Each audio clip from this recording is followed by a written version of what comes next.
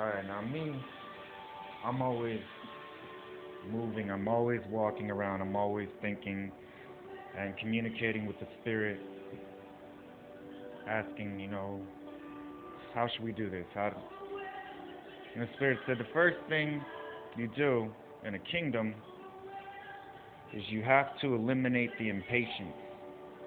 Because with impatience, people know what you can do, but they'll start getting frustrated, even angry with you for not doing it. So, a lot of times what they'll do is they will literally lead a rebellion. You'll have conspirators, you'll have people talking behind your back, you'll have all kinds of things. They'll love you at first, they'll embrace you, but they're all going to have their own ideas of what perfection is, and they're going to want it done now. And that's one thing I had to learn. The Spirit led me to be homeless, eliminated everything in my life. Friends, my wife, children, relationships with even my parents, because I had to be the one to call them out in their sin. People don't like that. That will leave you very, very lonely. And when I was homeless, I learned God will always provide. I have to wait for His timing, because what I want is often not what I really want, because there's things attached to what I want that make what I want perfect. And it comes with a lot of sacrifice. It comes with a lot of, I thought this was going to be this, and then it's another step forward. And the thing about God is, He gets impatient too. He's like, I want to play with you as much as you want to play with me, but I have to do this perfect because of who I am. And I want you to be so overwhelmed and so amazed that it's just wave after wave of the light, positive emotions I want you to experience. So most people are taught to not worry about their emotions. That's a teaspoon of being correct, but you have to value the positive emotions. You have to know the difference between the two, which paths lead to the positive ones, which paths lead to the ones you don't want to feel, so that the things that you want that cause the emotions that you don't want to feel aren't appealing to you anymore.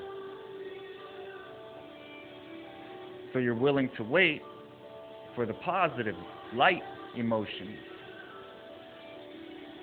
And the spiritual realm, if there's an earth and there's a feeling of remorse and guilt, well, that tells you right there that goes against survival of the fittest. There's a reason for those emotions. That means something is living. Everybody knows there's a God. And a lot of the theories, and there's a lot out there, are lies, clearly. If there's truth, there's a lie. And the lie people tell themselves is, it's okay to disobey God. There won't be any consequences to this. And they don't see that a lot of times the consequences are being lined up because it's not what God wanted them to do, so they're walking right into their own trap. God's just not stopping them. And everybody has to see one thing that they're not taught is Jesus is the example. And He didn't do anything unless God told him He could. He didn't say anything unless God told him He could. So Jesus had an understanding of His Father. And he knew God. He was God. That's how he had the understanding of his Father. He was going straight to the Spirit and letting the Spirit speak through him. And God wasn't afraid of anything, so neither was he. And people want to embrace that anything that comes out of your mouth that's not what they want to hear is evil. That's really a condition of their heart. Because normally, if something comes out of your mouth and it makes them uncomfortable or angry with you, well, that means there's truth in it. And they didn't want you to know. They didn't want to hear it.